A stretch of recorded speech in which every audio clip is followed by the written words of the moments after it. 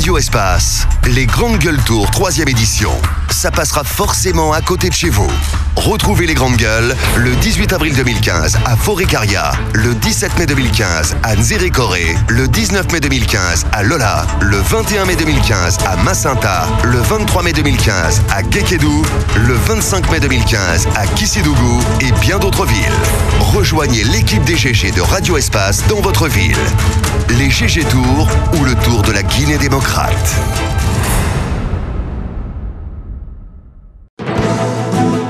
9h, 10h30 sur Radio Espace Guinée, retrouvez les Grandes Gueules ou le débat citoyen sur la radio d'opinion. Savoir et comprendre l'actualité. Espace TV, les Grandes Gueules, tout sur les dessus de l'actu. Ahmed Kamara, Zachary Milimono, Roby, Mohamed Djibril Kamara, Moussa Moïse Silla, Lamine Girassi forment les Grandes Gueules. Décrypter l'actualité à 360 degrés, c'est ce que nous essayons de faire à travers cette émission. Bonjour à vous, bienvenue chez vous. Les GG, c'est vous, vous le savez très bien. Ce matin, on s'intéresse à l'actualité, évidemment, la relance des filières agricoles durement éprouvées par l'épidémie d'Ebola, un sujet de préoccupation de premier ordre. Pour le monde paysan, ceci à un tour, en tout cas, a subi les contre-coups du virus maudit qui sévit dans le pays depuis plus d'un an. Les producteurs de pommes de terre, par exemple, ont notamment beaucoup souffert de la fermeture des frontières sénégalaises. Comment se chiffre l'impact d'Ebola sur le monde paysan guinéen? Quelle politique de relance? C'est la grosse question que nous nous posons ce matin. Notre interlocuteur sera M. Moussa Para Diallo. Il est président de la Confédération nationale des paysans de Guinée. D'autres nouvelles viendront s'ajouter à tout ceci pour votre bonheur. Bonjour Ahmed. Bonjour Lamine. Bonjour à vous Moussa Moïsila. Bonjour. Bonjour Madame Yoruba. Bonjour Lamine. Voilà, bonjour Abaka Diallo. Bonjour Lamine, bonjour à tous. Djibril, bonjour. Bonjour Lamine. Voilà, on s'intéresse à l'actualité. Ahmed Kamara, votre micro. Je ne sais pas trop ce qui se passe. Abaka, on va c'est enfin signer le contrat. Oui, c'est officiel, hein, avec lui qui s'engage donc avec la Guinée pour une période de 20 mois. Ouais. Donc c'est officiel. Lui Fernandez est l'entraîneur sélectionneur du Sili national de Guinée. Donc il s'est engagé finalement avec la Fédération guinéenne de football. Donc je le rappelle pour une période de 20 mois. Non, je ne pose pas le problème à ces termes. J'ai dit enfin parce que il y a eu quand même une période d'hésitation.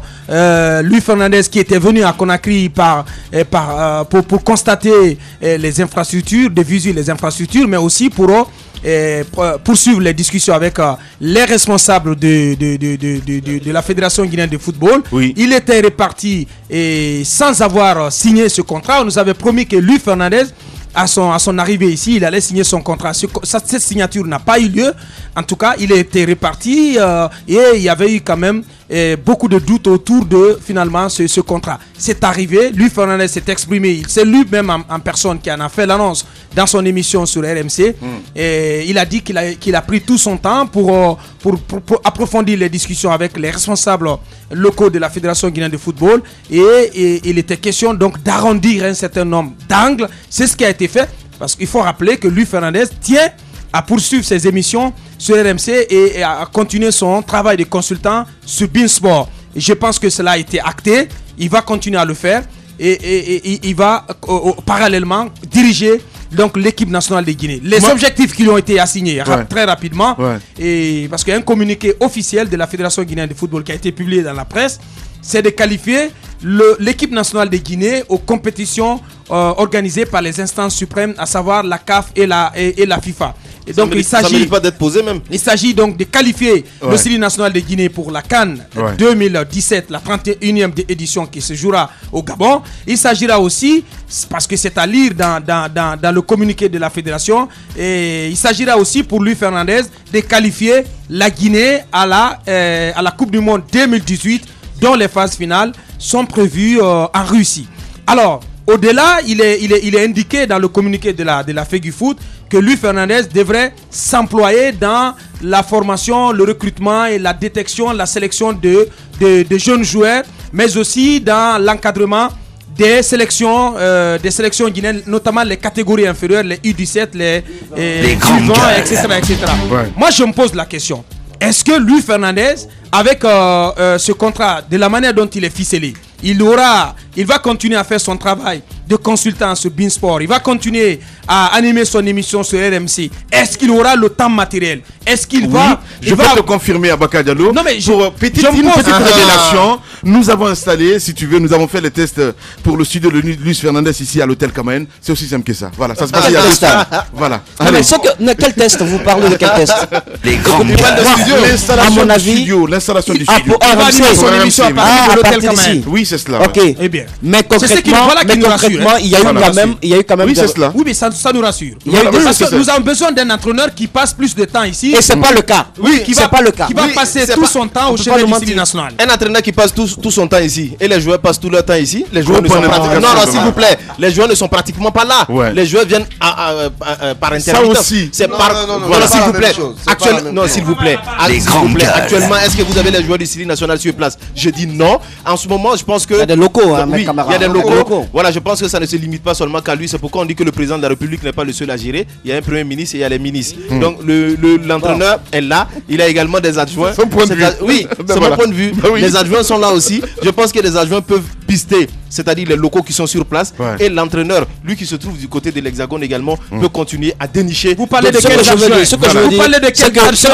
Les adjoints aussi sont sur Canal. Ils sont tous à l'étranger. Ce que Vieux Père ne comprend pas ce matin, c'est que quand on regarde d'ailleurs le contrat, le montant qui a été annoncé, vous vous rendez bien compte que, Titi Camara le rappelait d'ailleurs hier, il y a aussi le fait que s'il résidait à un certain moment, moi j'étais sûr à 100% de toute façon il y a 2 semaines. Non, s'il séjournait. Tu penses que les Français peuvent se déplacer comme ça, venir faire des tests? Qu'ils soient français ou pas, ça.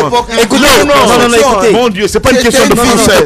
Ce n'est pas une question de vous dites les français. Non, je sais de quoi je parle, mon grand. Non, Girassi, à l'époque. Je pense. Je n'étais pas pour venir signer contrairement. Je pense que je ne parle pas de ça, je parle du studio, mon grand. C'est un contrat. Ça c'est pour RMC. Mais c'est ça, c'est justement. C'est différent. De Beansport. Est-ce qu'il va rester? On va aussi. Peut-être tout est possible, hein. Il y a du plus qu'on peut faire, évidemment. Le monde est tellement petit, vous allez voir. Allez-y, Moussa Moïse. C'est un contrat qui privilégie la star, et la star c'est l'entraîneur. C'est un contrat qui le privilégie sur son séjour en Guinée. Et sur son séjour également en Guinée. Je pense qu'il y a aussi un manque à gagner pour nous, parce qu'il sera quand même payé. Titi Camara parlait des impôts et toutes les taxes qu'il doit payer parce que ça contribue aussi à l'économie nationale. Je pense qu'on a besoin de quelqu'un qui peut être à côté des joueurs sur le terrain, qui est capable de mouiller le maillot. Ahmed, il y a des joueurs locaux, qui est capable de mouiller le maillot, de comprendre le problème du football guinéen à la base et de faire bien son travail. Moi, je pense que ces objectifs seront difficilement atteints et vous le verrez. Voilà, allez-y Djibril. Moi, j'ai du mal à croire que les objectifs qui lui ont été assignés, enfin, certains de ces objectifs vont être atteints par Luis Fernandez parce que la formation des jeunes joueurs, la détection des jeunes joueurs, ça nécessite forcément une présence marquée de l'entraîneur, du sélectionneur sur place. Je ne vois pas du tout Luis Fernandez rester en Guinée pour s'employer à apporter son expertise dans la formation, dans la détection des jeunes talents guinéens pour assurer la relève. Je ne le vois pas faire ça. Mais cela dit, je lui accorde quand même le bénéfice du doute parce que on va lui donner certainement une période de grâce pour voir effectivement quel va être le niveau d'implication de l'entraîneur dans le cadre des missions qui lui ont été assignées. Mais pour le moment, moi je reste assez sceptique par rapport à l'atteinte de ces objectifs. Voilà, écoutez, on va laisser la personne s'exprimer. Je parle de Luis Fernandez, on verra bien, pourquoi pas demain ou après-demain. Crise politique, on s'intéresse là-dessus, Madame Yoruba. La PQD tranche dans le vif, Madame. Ah oui, on a suivi hier la sortie, cette conférence de presse que la PQD a organisée parce que l'on se disait depuis combien de temps que la situation est au vif en Guinée, la société civile. C'est vrai qu'il y a eu des démarches qui ont été engagées, mais on se disait que la société civile n'avait pas mis un peu le pied dans le plat, mais c'est ce qui s'est passé hier. La PQD ne comprend pas que jusqu'à présent, le président de la République ne prenne pas en tout cas en considération la situation dans laquelle nous vivons, mais aussi la PQD accuse les deux partis, en tout cas les différentes parties actuellement opposées, notamment l'UFDG, le RPG, l'UFR, qui ont décidé d'organiser la présidentielle en 2010 avant les élections législatives. Ils ne comprennent pas qu'aujourd'hui qu'on arrive à remettre tout cela en cause, qu'on n'arrive pas à voir le fait que réellement toutes ces délégations spéciales-là ne sont plus légales et que normalement, selon la PQD, on devrait que ça saute aux yeux de revenir sur la question de savoir que ces délégations spéciales sont expirées. C'est quelque chose qui saute aux yeux réellement. C'est un problème qui est là. On devrait avoir ces élections communales. La PQD s'interroge pourquoi les différentes parties aujourd'hui n'arrivent pas à aider la Guinée à sortir de cette situation. Je pense que elle ne peut que faire cela, s'interroger, faire des suggestions pour que, en tout cas, on puisse bouger. Voilà. Il y a quand même un pan de cette déclaration que ma soeur Hiro n'a pas souligné. Aboubacar a fait une belle plume là-dessus, en ce qui concerne ces sociétés civiles. C'est que la PQD également interpelle l'opposition, se pose la question de savoir pourquoi cette opposition n'a pas fait de protestation lors du vote du budget pour veiller à ce que soit inscrit dans la loi des finances la partie des allocations qui sont relatives à la tenue des élections communales et communautaires. Enfin, là, elle a dit subrepticement, la PQD impute la responsabilité du cycle de violence qui prévaut en Guinée au chef de l'État en premier lieu, mais aussi aux anciens premiers ministres, M. Sidi Touré, Selou Dalein Diallo, M. Lansana Kouyaté et également M. Jean-Marie Doré, à qui la PQD demande de faire preuve de retenue, mais aussi de s'engager résolument dans l'instauration d'un dialogue franc pour sortir la Guinée de ce cycle infernal. Voilà, écoutez, on va avancer là-dessus. Est-ce qu'il y a Bakar, l'autre question qui me trône un petit peu dans la tête, peut-être que vous serez à même de nous reprendre un petit peu, connaissant un petit peu le milieu. Je parle des assureurs évidemment. On sait qu'à chaque manifestation, il y a des voitures qui se font caillasser. Qu'est-ce qui peut se passer à Aboubacar Diallo, même si vous n'êtes pas expert à la matière là-dessus? Est-ce que ces assurances, je parle de NCH, de Sonatel ou je ne sais quoi exactement, Sonag, c'est bien cela. Bien sûr. Est-ce que on peut se dire aujourd'hui que ces assurances ou ces assureurs peuvent nous rembourser ou pas du tout? Oui, c'est vrai que vous avez parlé de conséquences dramatiques de ce cycle de manifestations. Ça occasionne beaucoup de casses, beaucoup de destruction de biens privés, mais aussi des biens publics. Mais parlant du cas de ces véhicules qui sont caillassés, qui sont détruits, qui sont incendiés, c'est vrai, pour la plupart en Guinée, vous savez que les gens n'ont pas la culture de l'assurance. Effectivement. Et je pense que c'est ce qui fait que la donne est très compliquée. On a la culture, on nous a découragés. Non, à mon avis, si on a évoqué, la culture. Si j'ai évoqué cela, c'est parce qu'il y a un témoignage là-dessus. Il y a plusieurs auditeurs qui nous ont interpellés à dire oui, il y a nos voitures qui sont caillassées et tout ça. Quand on part au niveau de nos assureurs, absolument. Non, mais absolument. Je vais mettre le doigt dans la plaie. C'est vrai, mais je pense que vous allez souffrir de l'accepter. La culture de l'assurance. Non, mais la culture de l'assurance. On est habitué à prendre des coups à chaque fois. Non, mais écoutez, la culture de l'assurance, elle n'est pas effective dans nos mœurs en Guinée. Et demandons-nous, posons-nous la question dans ce studio, combien parmi nous ont leur véhicule assuré? Tout le monde. Non, mais c'est tout le monde. Non. Donc vous n'êtes pas assuré. Non, j'ai mon véhicule qui est assuré. Voilà. Bien sûr. Non, mais Aboubacar, quand même. Vous allez vérifier après. Vous allez vérifier après. Je ne peux pas l'en vouloir de toute façon, parce que les policiers mettent la pression à dire d'assurer les voitures et tout, mais en contrepartie de l'autre côté. Allez-y vérifier. Non, de l'autre côté. Sur le véhicule de Moussa Moïse et de vous comprendrez. Les véhicules ne sont pas assurés dans la plupart des cas et beaucoup jouent de leur influence pour franchir les barrières. Donc je sais qu'il faut dire. De l'autre côté aussi, il y a le fait que les assurances ne respectent pas, les compagnies d'assurance ne respectent pas dans la plupart des cas leurs engagements en tout cas qu'elles ont prises en termes de contrat. Je pense que c'est ce qui décourage aussi beaucoup de Guinéens à aller. Quand vous avez votre véhicule qui a subi un accident, vous rendez à votre agence, à votre compagnie d'assurance. Ce n'est jamais facile. Les procédures sont assez longues. Mais aussi, ce qu'il faut ajouter, c'est que vous allez donc attendre plus longtemps pour vous faire rembourser. C'est assez compliqué. Ça, c'est décourageant. Moi, je pense qu'aujourd'hui, il faut aller à une culture d'imposition, à prendre des mesures. En même temps que ces assureurs aussi prennent les responsabilités. Bien sûr. Mais c'est au niveau du ministère aussi, au niveau du ministère de la Sécurité, qu'il faut imposer cela, que le contrôle soit assez rigoureux, qu'aucun véhicule ne circule dans la capitale, en tout cas en Guinée, sans qu'il ne soit muni de... Allez-y, madame. Je pense qu'Aboubacar Diallo a mis le doigt dans la plaie. Justement, le problème, c'est que ces sociétés d'assurance, il y a une certaine léthargie qui est là. Il y a une certaine lenteur. Même quand vous assurez votre voiture, vous venez, la procédure est longue. Finalement, il y a des personnes qui se découragent. Les policiers, c'est vrai que les policiers mettent la pression et tout, mais la culture, je pense que c'est important. Il y a des gens qui se disent, si j'assure, c'est ma voiture. Si peut-être il y a un accident, c'est à moi de vouloir qu'on me rembourse ou pas. Si j'ai les moyens, par exemple, de régler, de réparer ma voiture, je n'ai pas besoin d'assurance. Alors qu'il y a votre vie même qui pourrait être en danger. Je pense que c'est important. Les policiers font ça, c'est pour votre personne en quelque sorte, pas simplement pour quelque chose d'autre. Voilà, Moussa Moïse, le président se déplace aujourd'hui du côté de Dubreka, c'est ça Oui, voilà. Cette fois-ci, c'est pour la pose de la première pierre d'une prison. Ouais. Une prison, on en a besoin aussi dans notre pays, ça contribue au développement, parce que notre système carcéral s'étouffe. Ouais. Parce qu'aujourd'hui, du côté de la maison centrale, qui apparemment est la plus grande prison de notre pays, qui était prévue à l'époque par le système colonial pour 300 détenus. Ouais. Aujourd'hui, elle compte, cette maison, 1200 détenus. Ouais. La prison du côté de... Il avait fait le point là-dessus. Il avait fait le point. Il y a 1 an ou 2 ans, je sais plus. Et tout ça contribue à la violation des droits de l'homme à l'intérieur. Ouais. Il y a que certains spécialistes de cette question disent que quand on part en prison, pour la majorité des cas, c'est pour redresser la tige et non la casser. Ouais. Mais nos prisons ici servent à casser complètement la tige, de telle sorte que quand vous y allez, il n'y a aucun moyen de retour au sein de la société, de reconversion ou d'insertion au sein de la société. Ouais. Il faudrait que les prisons soient des lieux où on fait respecter les droits de l'homme et que ceux qui ont failli au sein de la société puissent comprendre à l'intérieur qu'il y a des droits qu'il faut respecter. Du côté de Yorokogia, il y a des données qui nous échappent. De Yorokogia. Voilà, d'accord. Je prononce bien. Yorokogia, il y a des données qui nous échappent sur c'est quoi Yorokogia?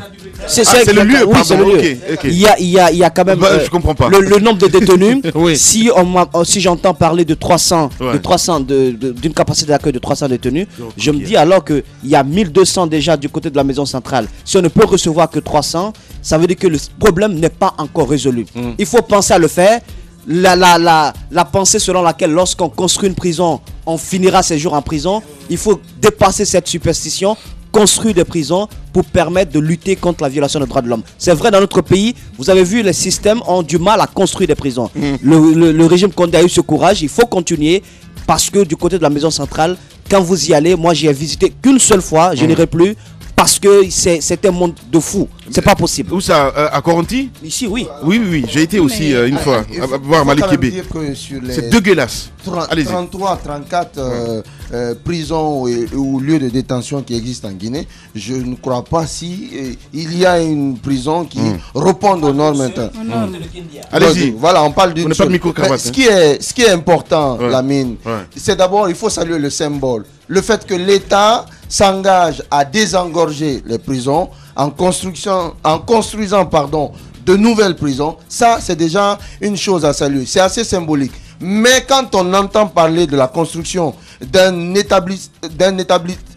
établissement pénitentiaire, j'y arrive finalement, on s'attend forcément à une capacité d'accueil plus grande que celle que ceux qui existent déjà. Mais on ne peut pas comprendre que la maison centrale qui existe depuis des années, depuis des lustres, qui a une capacité d'accueil de 300 prisonniers et qui compte en son sein plus de 1200, qu'on nous parle de la construction d'une nouvelle maison d'arrêt avec pratiquement la même capacité d'accueil. Je pense que quand on veut lutter efficacement contre la surpopulation carcérale, il faut construire des prisons avec une très grande capacité. C'est vrai que la surpopulation carcérale, ce n'est pas une spécificité guinéenne. La France, qui est la terre des droits de l'homme, connaît les mêmes problèmes à des degrés divers, mais il faut que la Guinée s'inscrive résolument dans la suppression de cette surpopulation carcérale. Parce que on ne peut pas comprendre qu'on construise une prison de la même capacité que celle qui existe. C'est pas normal. Allez-y, Ahmed. Si on peut le faire. Ouais. Parce que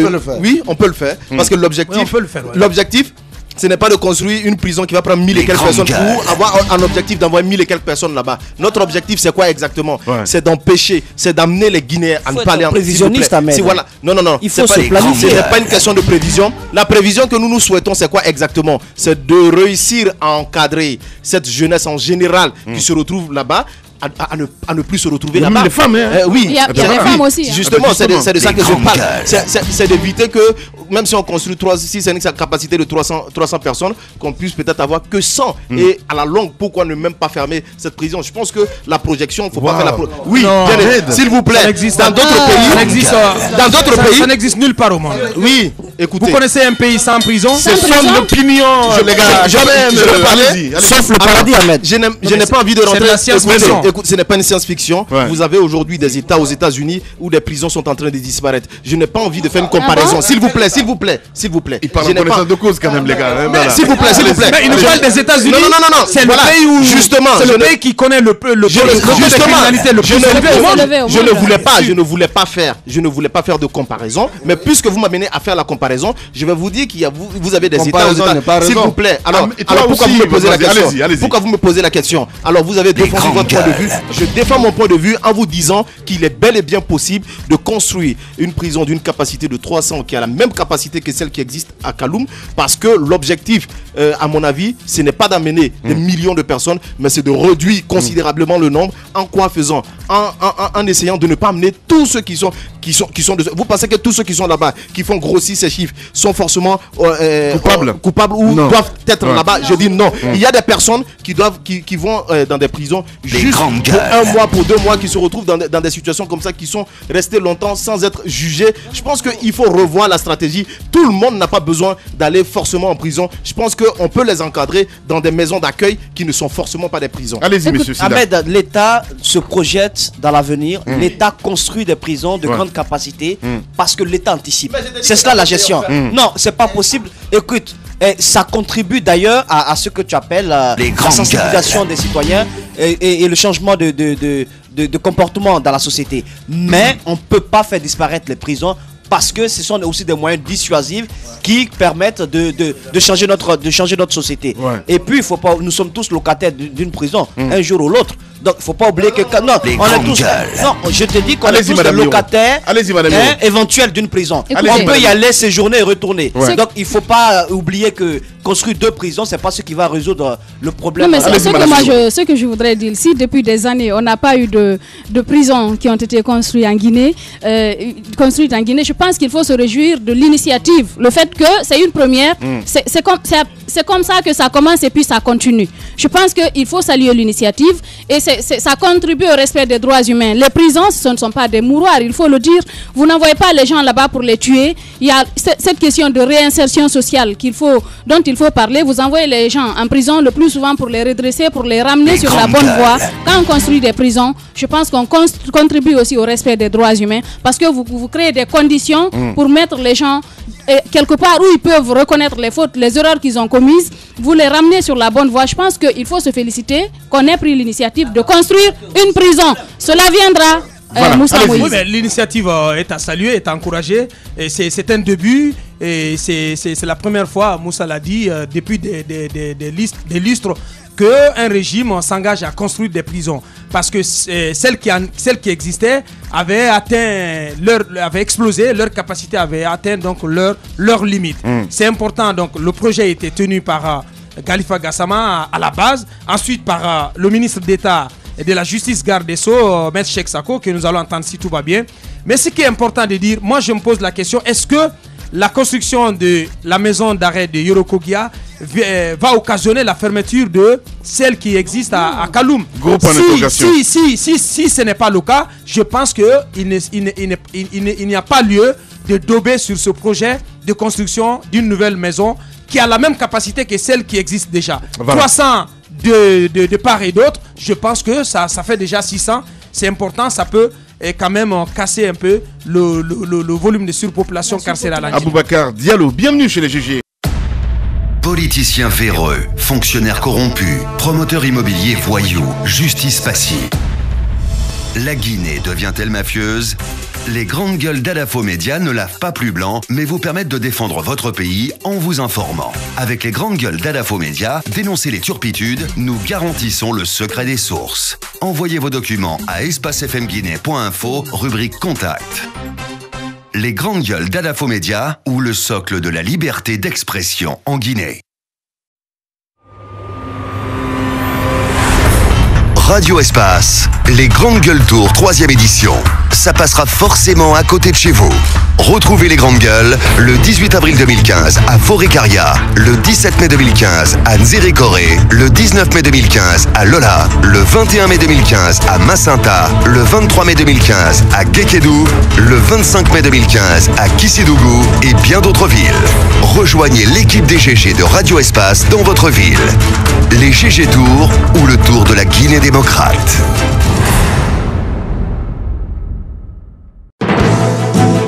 9h, 10h30 sur Radio Espace Guinée, retrouvez les Grandes Gueules ou le débat citoyen sur la radio d'opinion. Savoir et comprendre l'actualité. Les Grandes Gueules. Tout sur les dessous de l'actu.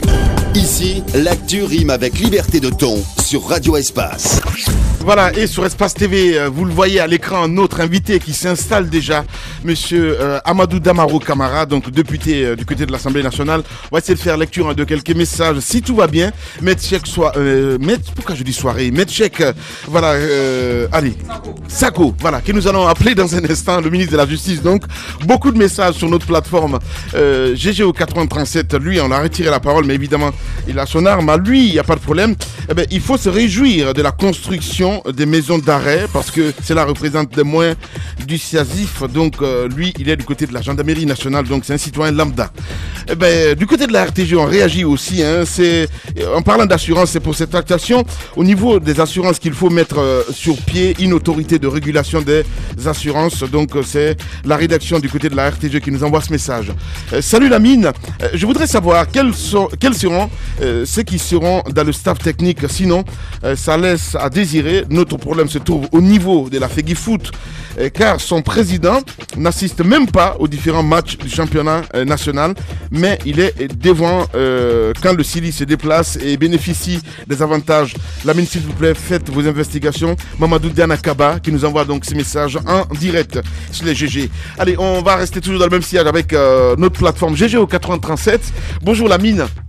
Ahmed a raison, dans la mesure où on doit tout faire, on doit faire des efforts pour ne pas que les gens soient dans la prison à gogo. Voilà, donc je comprends ce qu'il veut dire en ce qui concerne le raisonnement d'Ahmed. Ali Moubundi qui nous écrit ce matin, qui parle du code des assurances guinéennes, et qui dit le code des assurances guinéennes ne dédommage pas un sinistre causé par des émeutes ou des manifestations politiques.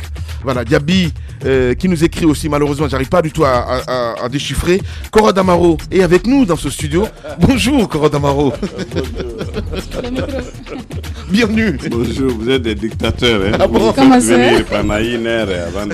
C'est vous qui nous apprenez tout ça, voilà. Oui, on fait que suivre nos grands frères. Voilà. Au moins c'est dit. Comment ça va ce matin? Pas assez bien. Pas assez bien. Est-ce que vous dormez bien, Cora Damaro? Oui, avec tout ce qui se passe. Ouais. Pas assez. Vous allez passer notre micro, s'il vous plaît, madame. Voilà, c'est mieux. C'est plus facile après à contrôler les guérilles. Ah oui, pas assez. Quand on ne dort pas bien, en général, la tenue est parfois froissée, tout ça, mais avoir l'habillement, je pense que ça va. Hein. Actualité oblige, on va parler de l'actualité politique. Ouais. Mais commençons. Je veux bien commencer par ça, mais pourquoi vous ne dormez pas bien, Cora Damaro? Non, hier c'était une exception. J'étais très fatigué, j'ai eu des maux de tête toute la nuit. Ouais. C'est tout, hein, ça n'a rien à voir. Ça n'a rien à voir avec l'actualité politique. Oui, l'actualité politique, moi je suis fatigué. Ouais. Je suis fatigué, les contacts, ça se voit. En regardant vos yeux ce matin, c'est rouge. Voilà. J'ai l'impression que mes yeux sont généralement toujours rouges. Voilà. C'est pour effrayer l'opposition. Allez-y, Djibril. Alors, on va commencer par cette déclaration de la PQD, une déclaration qui a été rendue publique hier. Et déclaration dans laquelle la PQD renvoie l'opposition et le pouvoir dos à dos, chacun face à ses responsabilités. D'abord, que vous inspire cette déclaration? Bon, je ne l'ai pas lu, je ne l'ai pas écouté. Mais nous renvoyer dos à dos, ça veut dire tout simplement, soyez responsables, retrouvez-vous. Ouais. Le problème de la Guinée, je crois qu'il faut que l'on soit un peu pilogué. Pragmatique. Qui a raison et qui n'a pas raison. Mais d'abord, nous avons affaire à deux oppositions. Il y a opposition mode Kouyaté-Bahouri, qui veulent l'insurrection. Et ils ont raison, ils ont des états d'âme qui les tiraillent. Un Bahouri a fait un parti qui a pris de l'ampleur, qu'on l'a raflé parce qu'il n'a pas les moyens. Ouais. Alors il a été deuxièmement si proche de la victoire en 2010. Il avait certainement un plan personnel déjà pour qu'est-ce qu'il allait faire du président Selou, qu'est-ce qu'il allait faire du parti, qu'est-ce qu'il allait faire de la Guinée. Ça lui est passé juste sous le nez. Troisièmement, il est aujourd'hui en exil qui, j'avoue, n'est pas doré. S'il doit se déplacer, il faut la bénédiction financière de quelqu'un d'autre. Il a cet état d'âme qui le tiraille. On ne peut pas diriger le pays selon les états d'âme. Ouais. On a une autre opposition qui paraît être républicaine, composée de Selou et de Sidia, qui se détestent, c'est ça la réalité. Qui n'ont en commun que la lutte contre Alpha Condé. Après, nous allons prendre le couteau l'un contre l'autre. C'est ça, il n'y a pas d'illusion à se faire. Quand on est en face d'une telle opposition, il y a ce qu'on appelle la responsabilité publique. Qu'est-ce que nous faisons de la Guinée? Et c'est la mouvance qui a raison. Je ne suis pas ce politicien qui croit que la vérité est toujours de mon côté et seulement de mon côté. Ouais. Non. Mais aujourd'hui, il y a quelque chose qui s'impose à nous. Nous sommes aujourd'hui le 29 avril. Est-ce que parce que le pouvoir n'a pas raison, c'est une raison suffisante pour brûler la Guinée? Pourquoi on ne se retrouverait pas autour de la table pour parler de tout ça? Dites-moi, monsieur le député, c'est très important. Parce que moi, vous écoutez, vous inspirez, en même temps, on se dit quelque part, si vous faites l'autocritique de votre camp même, ça serait intéressant de savoir un petit peu qu'est-ce que vous vous reprochez quelque part. Vous n'allez pas me dire, franchement, sans langue de bois, à dire que tout est rose du côté de la mouvance présidentielle. Oui, c'est juste impossible. Oui, mais écoutez, même Dieu n'a pas 100%. Mais justement. Alors, surtout l'œuvre humaine. Ouais. Le prophète. Non, Dieu n'a pas 100%. Il y en a qui disent qu'il n'existe pas. Il y en a qui disent qu'il n'existe pas. Ouais. C'est-à-dire tout le monde ne reconnaît même pas l'existence de Dieu. Voilà. Touche à la plaie. Voilà. Du côté de ce que je veux dire, c'est que c'est une œuvre humaine. Ouais. Il y a beaucoup de choses, d'imperfections à faire chez nous. Ouais. Mais il faut se mettre... Entre autres. Non, il faut se mettre dans un contexte. Non. On a une mauvaise administration. Oui. Dont on a hérité. On a des mauvaises habitudes politiques. Que vous n'arrivez pas à corriger. Une administration de plus de 60 ans ne peut pas te corriger en 4 ans. On ne les efface pas.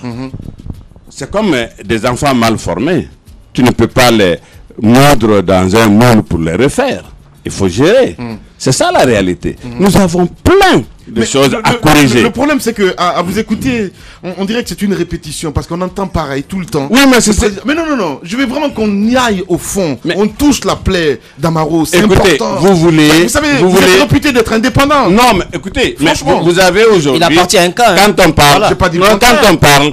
Non, je ne suis pas un inférieur, je ne suis pas dogmatique. Voilà le problème. Ouais. On parle de l'actualité aujourd'hui, c'est un peu les élections, n'est-ce pas? L'opposition est d'accord, nous sommes d'accord que constitutionnellement, les élections présidentielles doivent avoir lieu en octobre. Ouais. Ça, au moins, il n'y a pas de discussion. Mais pour que les élections aient lieu en octobre, il y a un processus. On demande à arrêter ce processus. Très bien. On ne peut pas arrêter le processus parce que tout le monde est d'accord que les élections doivent avoir lieu en octobre. En même temps. Maintenant, est-ce que nous devons faire les élections communales avant ou en même temps? Mais c'est très simple. Depuis que ça a commencé, est-ce qu'on vous a déroulé? Peut-être c'est un début de solution qui vous a là. Écoutez, non. Quel que soit, nous avons dit, venez autour de la table. Il n'y a pas de sujet tabou. Il n'y a pas d'ordre du jour.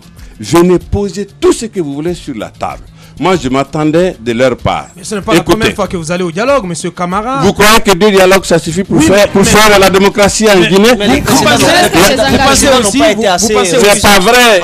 Il y a un aspect que vous oubliez souvent, que vous ne dites pas suffisamment. Quand on dit les conclusions n'ont pas été respectées, j'étais là autour de la table. Ouais. Vous l'avez appris par proxy. Nous avons parlé, par exemple, vous avez appris par proxy, j'étais acteur, moi, j'étais autour de la table. Nous avons parlé, par exemple, de l'organisation, du fonctionnement de la CENI.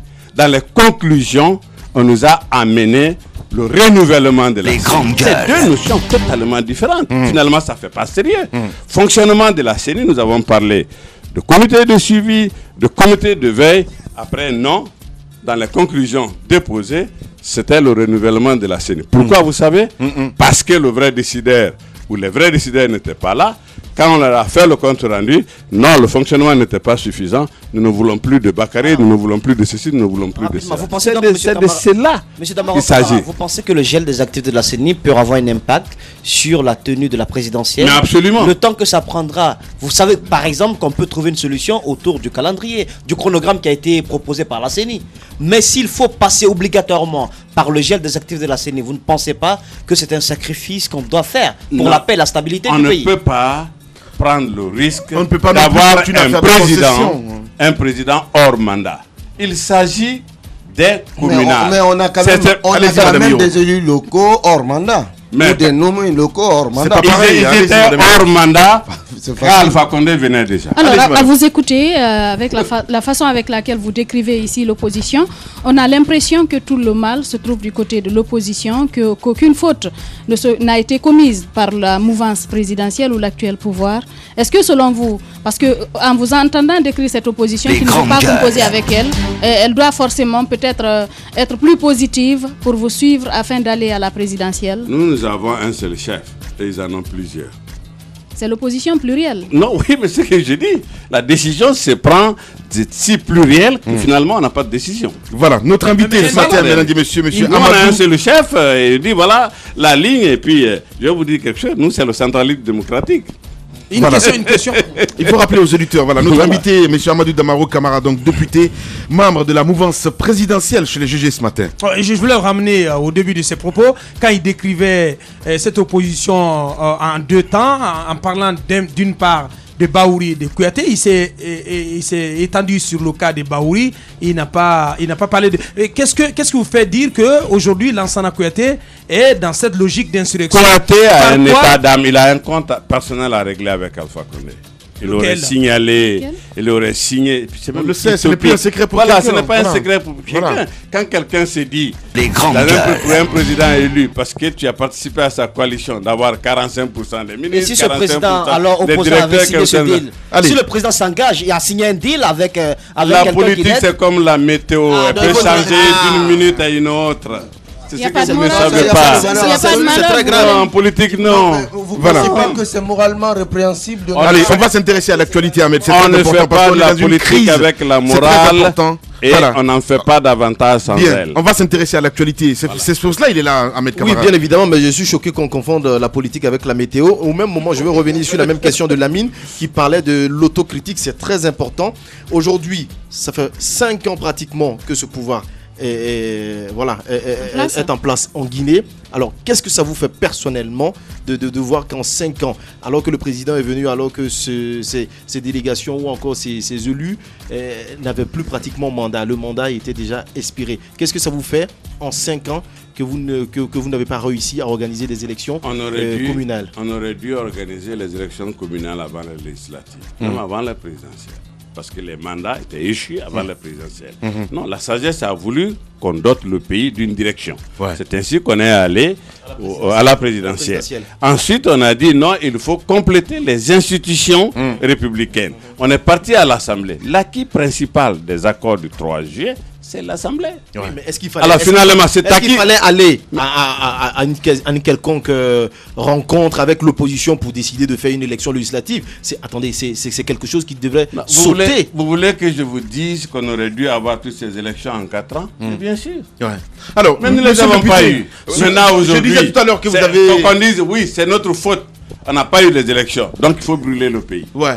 Dites-moi, parce que tout à l'heure, je vous ai interrompu un petit peu là-dessus, quand vous partez à dire qu'il faut organiser les élections. Pour vous, aujourd'hui, le couplage des deux élections, est-ce que c'est la solution? Je me dis, autour de la table, non mais, depuis qu'on a parlé de tout ça, est-ce que au niveau de la mouvance, si on couplait ces deux élections, ça serait la solution? Si on nous dépose, si on couplait ces élections, est-ce que on nous dépose un chronogramme, si on couplait ces deux élections, est-ce que c'est possible?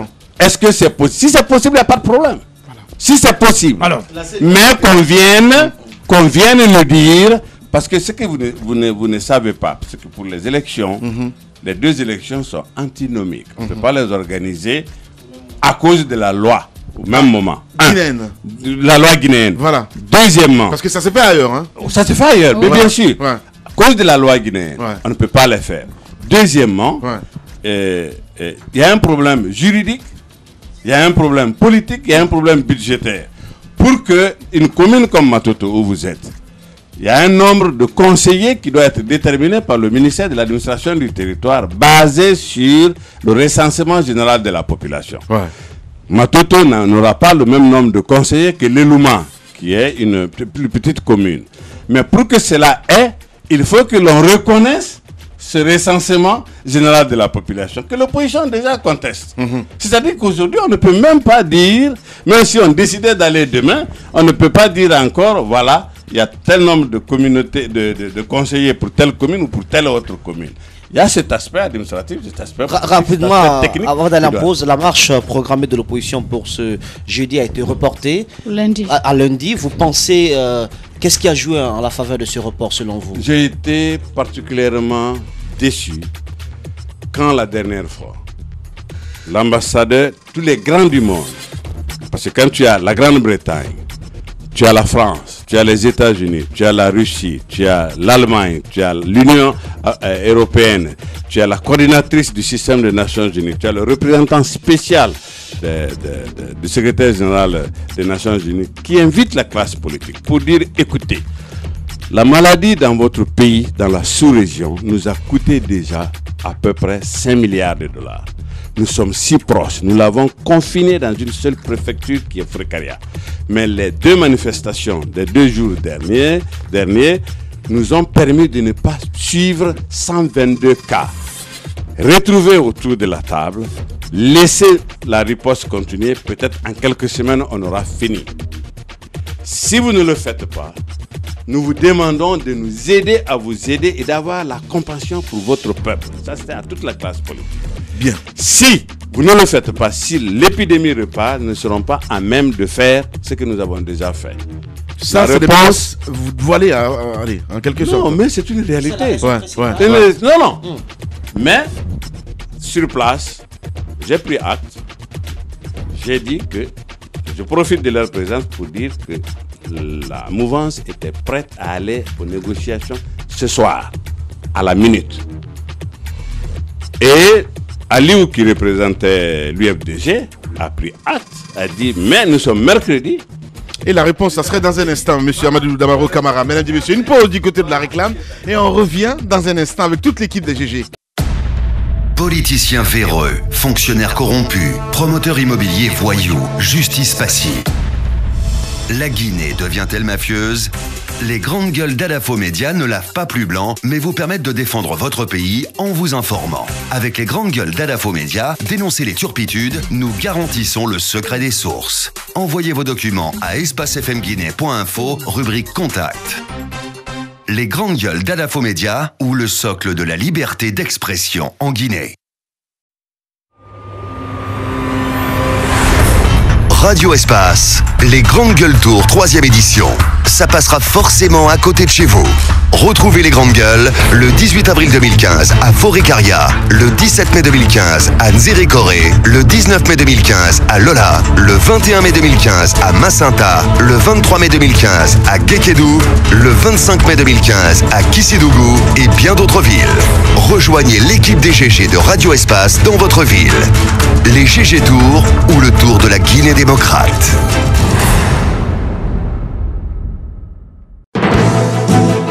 9h, 10h30 sur Radio Espace Guinée, retrouvez les grandes gueules ou le débat citoyen sur la radio d'opinion. Savoir et comprendre l'actualité.